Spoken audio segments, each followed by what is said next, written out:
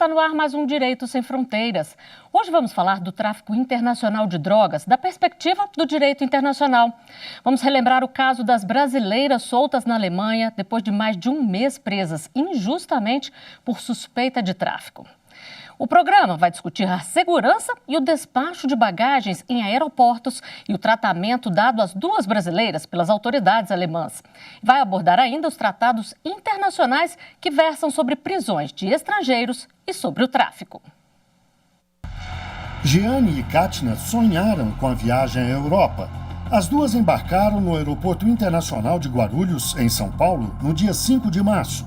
Despacharam duas malas, mas antes da decolagem, no setor de bagagens do aeroporto, as etiquetas das malas das duas foram retiradas por uma quadrilha e colocadas em outras duas malas que levavam um total de 40 quilos de cocaína. No aeroporto de Frankfurt, na Alemanha, a droga foi detectada e as brasileiras, sem saber de nada, foram imediatamente detidas. Ficaram 38 dias presas injustamente. Só foram soltas depois que a Polícia Federal Brasileira reuniu todas as provas do caso e enviou os vídeos do aeroporto de Guarulhos que comprovavam a inocência delas. A liberação foi muito comemorada entre elas e com parentes e amigos. As duas agradeceram o apoio da Embaixada Brasileira na Alemanha, do Consulado em Frankfurt e da Polícia Federal Brasileira, que, segundo elas, agiu de forma rápida e eficiente. Nós sabemos que o envio desses vídeos foram fundamentais para a nossa liberdade. Sem ele, provavelmente, nós iríamos pagar por um crime que nós não cometemos. Então, eu quero muito agradecer ao trabalho de todos os envolvidos nesse caso. Nós fomos presas de forma muito injusta, mal recebidas, maltratadas pela polícia alemã, injustiçadas, pagando já por 38 dias um crime que não nos pertence. Se fôssemos cumprir o que a legislação de lá ordenava, nós iríamos ficar em média 15 anos, perdendo 15 anos da nossa vida. Talvez não veríamos os nossos pais mais, os nossos amigos, a nossa pátria amada. E para falar deste assunto, vamos conversar online com Eduardo Maurício, mestrando em Direito e advogado criminalista no Brasil, Portugal e Hungria. E também com Gustavo Oliveira Vieira, doutor em Direito Internacional e professor na Universidade Federal da Integração Latino-Americana. Muito obrigada pela participação de vocês aqui. E antes da gente começar a falar da repercussão desse caso que a gente mostrou, doutor Eduardo Maurício, eu gostaria que o senhor explicasse como é que funciona a lei de repressão ao tráfico internacional de drogas. Cumprimento a todos. Inicialmente, eu gostaria de pautar a importância da observância da lei nacional de cada país quanto ao combate ao tráfico de drogas.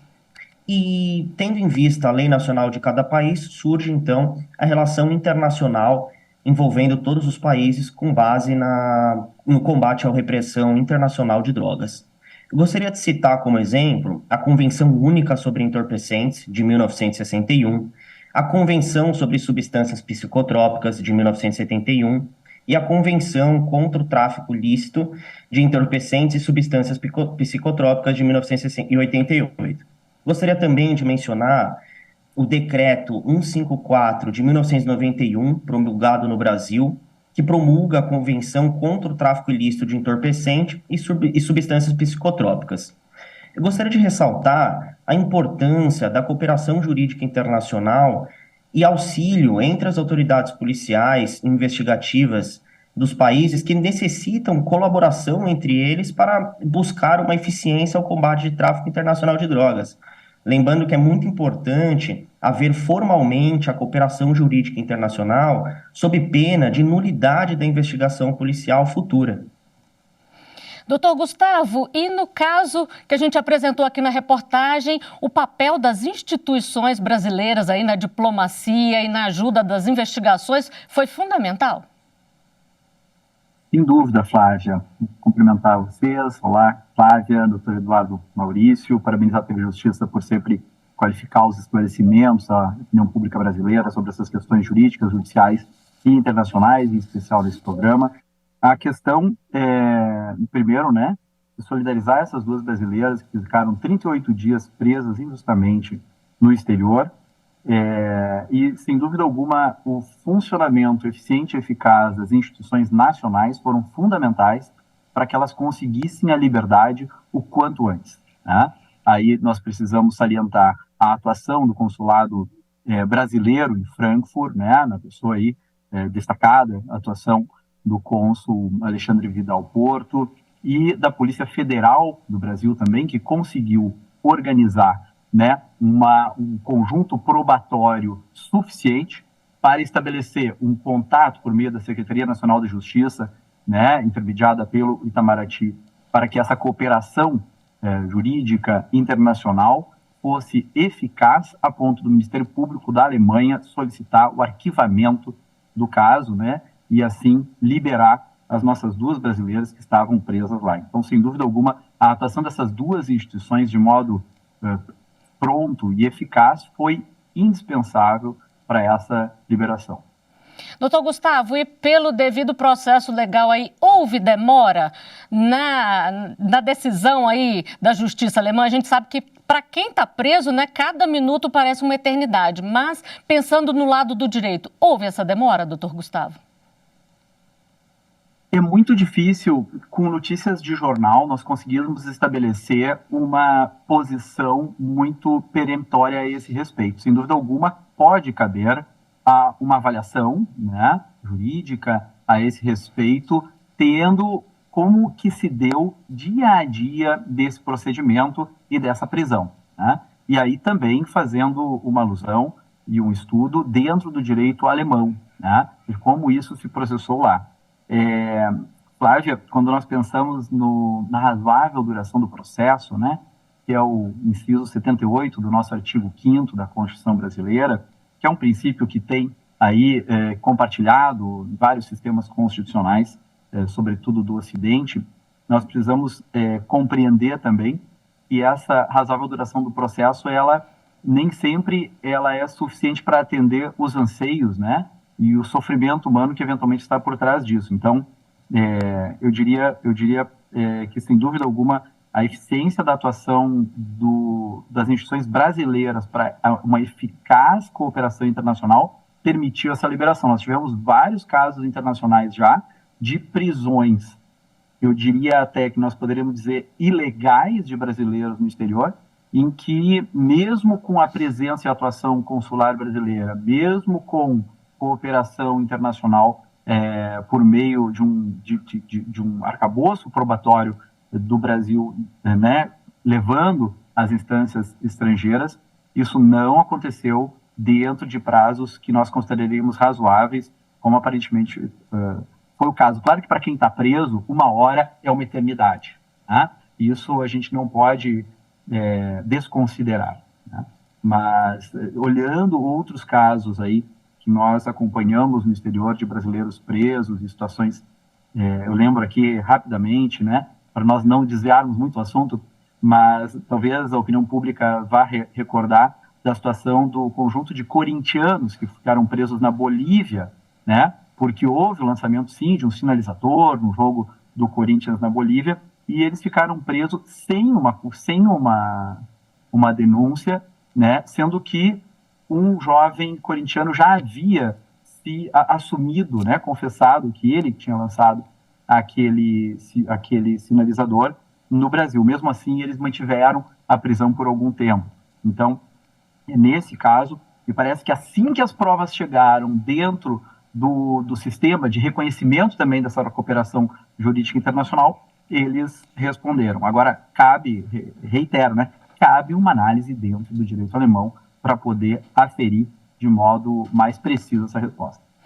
Doutor Eduardo Maurício, doutor Gustavo falou aqui das provas, então vamos falar um pouquinho delas. No caso dessas duas brasileiras, ter os vídeos ali que mostravam elas saindo do apartamento, a mala sendo despachada, foi essencial nas investigações, não é mesmo?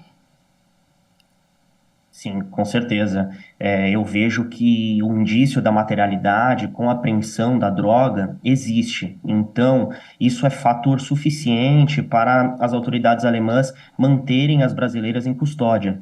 Agora, teria que ser analisado, o que foi, obviamente, analisado, os indícios de autoria que foram descartados com a comprovação da autoridade brasileira, uns vídeos que comprovam, sem sombra de dúvidas, que não eram elas as autoras do transporte da droga.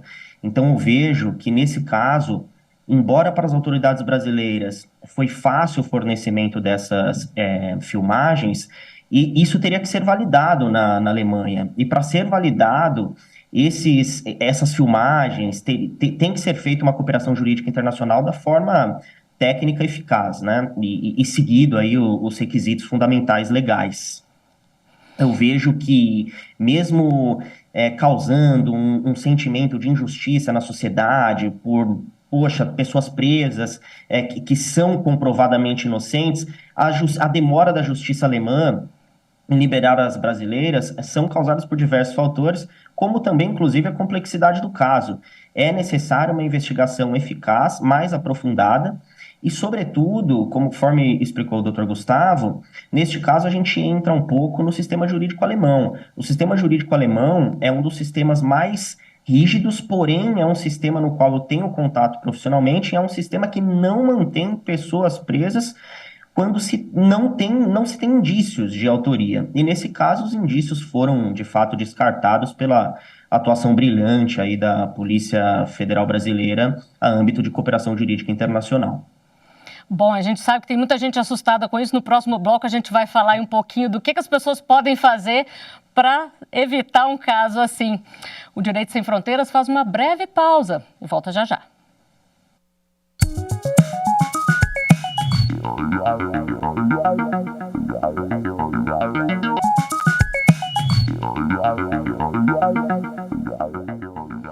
O Direito Sem Fronteiras está de volta. Hoje falamos do tráfico internacional de drogas, da perspectiva do direito internacional. Os nossos convidados são Eduardo Maurício, mestrando em Direito e advogado criminalista no Brasil, Portugal e Hungria, e Gustavo Oliveira Vieira, doutor em Direito Internacional e professor na Universidade Federal da Integração Latino-Americana. Doutor Eduardo Maurício, acho que quem gosta de fazer viagens aí está meio preocupado com essa questão das malas. Que cuidado que a gente pode tomar na hora de despachar? Porque foi uma coisa aleatória, elas foram ali vítimas de um acaso, vamos dizer assim, né? É necessário, sobretudo, tomar todos os cuidados no que tange às medidas de segurança comuns, como, por exemplo, a verificação e etiquetação das malas com o seu nome e a sua identificação. E, sobretudo, a gente entra numa situação um pouco delicada, porque muitas vezes, mesmo tomando todas as medidas de precaução necessárias, as coisas fogem do nosso controle quando, por exemplo, funcionários do aeroporto têm acesso à bagagem depois e podem realizar a troca do etiquetamento. Então, nesse caso, a gente está sujeito, de fato, a ser vítima ou utilizado na prática de um crime, porém, a gente tem diligências habituais para serem tomadas, e a gente se socorre desse caso na atuação brilhante aí da polícia e do sistema judiciário internacional e nacional, que deve nos socorrer nesse caso diante de ilegalidades e nulidades que vitimizam pessoas na prática do crime do quais elas não são autoras. Esse caso, eu acho muito interessante destacar aqui a responsabilização do aeroporto, que deveria ter uma prática de compliance, um due diligence, um treinamento de equipe, para que assegurasse a população de não ser vítima da prática desse tipo de crime. Então, é muito importante destacar a responsabilização do aeroporto, sobretudo a incidência aí do Código de Defesa do Consumidor e também o próprio Código Civil brasileiro. E fica de dica, tomar todas as diligências possíveis. Porém, a gente, infelizmente, sempre está sujeito à prática de crimes por terceiros e o certo sempre prevalece, é isso que eu costumo dizer para os nossos clientes. Obviamente, cabe ao advogado aí buscar a melhor celeridade, a melhor eficácia, tanto na fase de investigação policial, quanto na fase também judicial. E o senhor falou aí da questão do aeroporto, mas a companhia aérea, ela também pode ser responsabilizada, doutor Eduardo Maurício? A companhia aérea também tem responsabilização, obviamente, tanto pela segurança, como pela integridade das bagagens, como preceitua aí o Código de Defesa do Consumidor taxativamente no artigo 14 e também no Código Civil, conforme eu mencionei, no artigo 186. Doutor Gustavo, e do lado alemão? Alguém pode ser responsabilizado aí por essa prisão indevida ou pelas condições também, porque elas reclamaram muito também das condições da cadeia?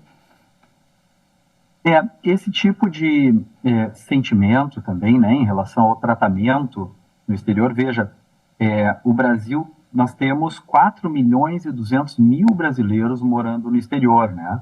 Todos eles, de alguma maneira, sob a jurisdição, sob o acompanhamento, né, de algum consulado que faz, de alguma maneira, esse acompanhamento. Então, essa realidade é uma realidade e, lamentavelmente, elas foram expostas a um aparato repressivo do Estado, né? E esse aparato repressivo do Estado, quando lida com esse tipo de crime, numa realidade, né, de enfrentamento de crimes internacionais, muitas vezes ela se mostra de tal modo, às vezes, hostil, né? Elas estavam vulneráveis pela condição de serem estrangeiras, além disso, pelo não domínio do idioma do país onde elas estavam. Então, é um conjunto de situações de vulnerabilidade que justamente aí a Convenção de Viena sobre Relações Consulares de 1963, né, estabelece que dessa prisão deve haver o comunicado às autoridades consulares para que tomem ciência, e aí o nosso Ministério de Relações Exteriores, o Itamaraty, já esclareceu que eles fizeram contato com a família, né, faziam um acompanhamento da situação delas, faziam contato e buscavam a celeridade dessa libertação dessas duas brasileiras, né, que estavam lá presas. Então, assim, a situação em relação ao direito alemão, eventualmente, pode sim caber uma responsabilização do Estado, né? A pergunta, talvez a segunda, possa ser a seguinte: cabe uma responsabilização desde o Poder Judiciário brasileiro ou desde o Poder Judiciário alemão? Né? Há um caso emblemático sobre imunidade de jurisdição de Estados, que foi julgado pela Corte Internacional de Justiça, que foi um caso de Alemanha contra Itália, justamente porque houve a condenação da Alemanha nos tribunais italianos. Né? E a Alemanha, então, obteve sucesso, né, em garantir a sua imunidade de jurisdição. Né? É claro que há condições para a relativização dessa imunidade de jurisdição, mas não me parece, e é o caso. É possível estudar, mas me parece que esse seria um caso de levar, então, se fosse avaliado responsabilização do Estado alemão, aos tribunais na Alemanha. E o Itamaraty é sempre acionado quando existe a prisão de algum brasileiro, doutor Gustavo? A prisão de estrangeiros em quaisquer países deve ter como consequência a comunicação ao consulado do seu país. Né? Isso é o que reza a Convenção de Viena sobre Relações Consulares de 1963 e, portanto, se sim, brasileiros que são presos no exterior, deve haver a comunicação do consulado brasileiro correspondente àquela região. Doutor Eduardo Maurício, como é que fica o direito dos presos quando isso acontece fora do país? Porque a barreira da língua pode ser um problema enorme, não é mesmo?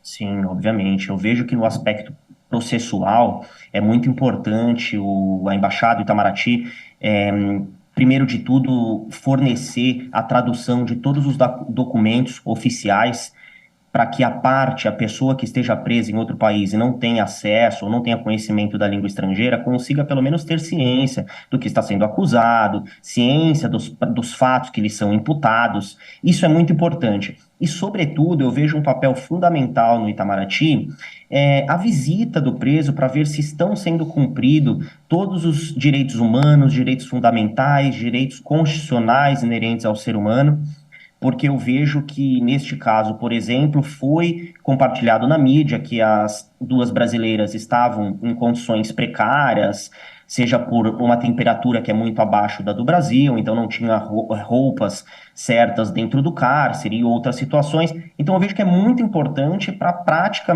para a segurança dos direitos humanos e fundamentais do ser humano. E além disso, eu vejo que também é muito importante o papel do Itamaraty nas diligências no sistema prisional para verificar se o cidadão estrangeiro tem a necessidade, se está tendo acesso à defesa de um advogado, à ampla defesa e ao contraditório no processo de extradição, se está sendo garantido também o seu direito à defesa e não está lhe sendo cerceado de forma ilegal. Então, eu vejo que, de fato, é muito fundamental o papel da embaixada, embora diversos casos práticos no qual eu tenho atuação, isso não exista de forma eficaz. Tem diversos casos que a embaixada não presta o auxílio necessário. Obviamente, como esse caso é um caso midiático, a gente vê que a embaixada é impulsionada indiretamente a prestar o auxílio, mas tem diversos casos, não só de brasileiros, de estrangeiros presos em outros países, no qual, do meu ponto de vista, é falho o acesso e a prestação de auxílio ao cidadão estrangeiro, que deve ser preservado, sob pena de ser provocado aí, por exemplo, a ONU contra as situações carcerárias ilegais, arbitrárias e desumanas, com sede na Suíça, também a Convenção Interamericana de Direitos Humanos, e também o Tribunal Europeu, no caso, como numa prisão na Alemanha, e aí temos diversas ferramentas para estarmos buscando judicialmente suprir uma suposta falha do Itamaraty em uma prestação de auxílio eficaz para o estrangeiro. E a garantia de defesa, como é que ela se dá, doutor Eduardo Maurício? Porque muitas vezes a pessoa tem condições financeiras de contratar um advogado aqui no Brasil e ele ir acompanhar ou acompanhar daqui. E se essa pessoa não tiver essas condições, lá no país onde ela foi presa, aí eles têm que providenciar uma defesa? Isso varia de acordo com a legislação do país?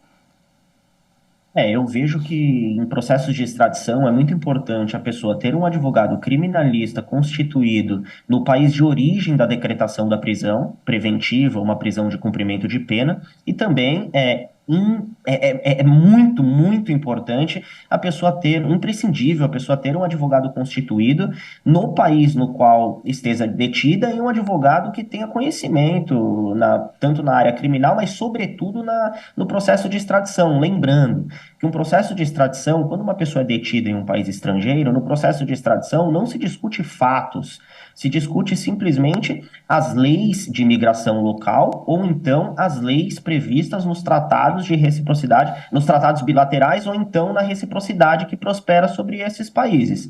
Então eu vejo que de fato é sim imprescindível ter um advogado constituído no país que a pessoa esteja presa, e as pessoas que não têm condições, elas se socorrem ao advogado nomeado pelo Estado.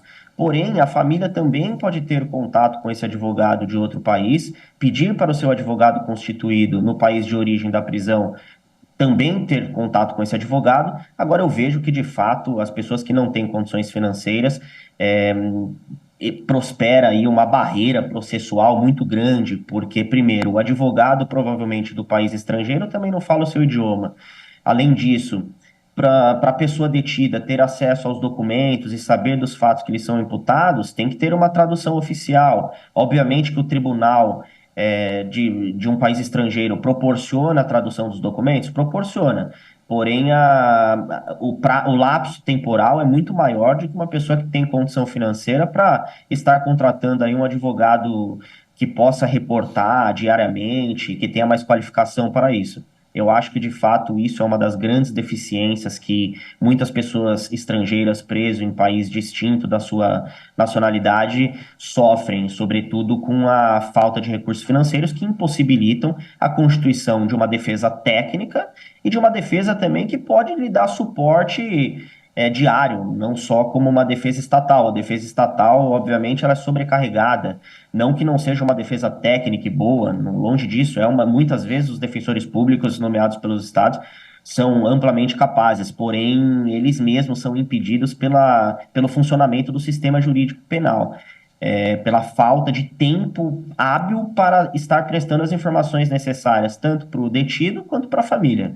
Agora, eu vejo que a âmbito internacional é muito importante, de fato, constituir um advogado que fale o seu idioma ou então que pelo menos a família consiga contratar um tradutor que fale seu idioma no local da prisão. Doutor Gustavo, e quais são os tratados internacionais aí que tratam de prisão de estrangeiros? Porque a gente já falou aqui dos tratados do tráfico internacional de drogas, então vamos falar dos de prisões também. Então, eu acho que um pouquinho antes, assim, existe também uma extensa agenda internacional de cooperação para a repressão ao tráfico ilícito de entorpecentes. Existem uma agência da ONU, um escritório da ONU, United Nations Office for Drugs and Crimes, é um escritório da ONU, das Nações Unidas sobre drogas e crime. Existe um conjunto de tratados que o Dr. Eduardo mencionou. Existe um conjunto de compromissos políticos e jurídicos internacionais, multilaterais, alguns regionais e outros também bilaterais. Além da Polícia Federal fazer esse trabalho todo, né, de inquérito, materialidade, autoria desses crimes, ela também cada vez mais tem postos de adidos da Polícia Federal no exterior. E isso facilita a implementação dessa cooperação internacional que acontece. Então, muitas vezes, um caso, por exemplo, a Embaixada do Brasil no Peru tem lá um adido da Polícia Federal e aí se estabelece o processo de cooperação porque, como é sabido, não se produz alguns tipos de entorpecentes, como é o caso da cocaína, no Brasil, né? Ela vindo do exterior, ela precisa de uma cooperação internacional, às vezes pela polícia, né? Ela envolve, às vezes, o Brasil, os Estados Unidos, para empoderar e formar a polícia de outros países para contribuir nessa repressão. Aqui, por exemplo, no caso do Paraguai, a Polícia Federal Brasileira trabalha com a localização das plantações, né, de entorpecentes, né, diretamente com a polícia do outro país. Então, há uma extensa agenda internacional nesse sentido.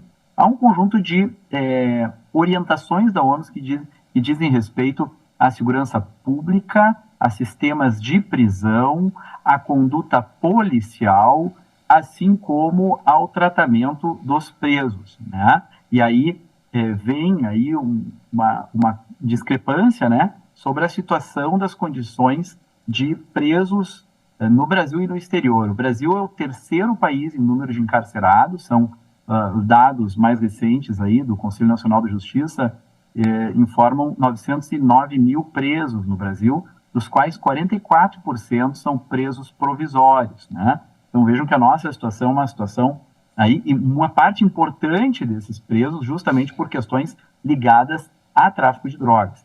Então, internacionalmente, o que se tem basicamente é um conjunto de orientações, né? Há uma cooperação jurídica internacional, há uma cooperação na política internacional, há um sistema cada vez mais que avança na cooperação policial internacional, né? Eu moro, a nossa universidade fica em Foz do Iguaçu, uma tríplice fronteira, né, com Paraguai e Argentina, um local onde há um fluxo também, né, de crimes internacionais, e aí há uma agenda importante de cooperação policial, e isso é fundamental. Agora, nós precisamos avançar na cooperação jurídica internacional para que esses atos consigam ser realizados de modo mais ágil e que a polícia e que a justiça consiga alcançar essas agendas, né, e não gerar tanto sofrimento como foi o caso, né? Se esperava que o tempo fosse menor sempre dessas injustiças. Doutor Gustavo, desculpa interromper, mas nosso tempo chegou ao final. Foram muitos temas interessantes debatidos aqui.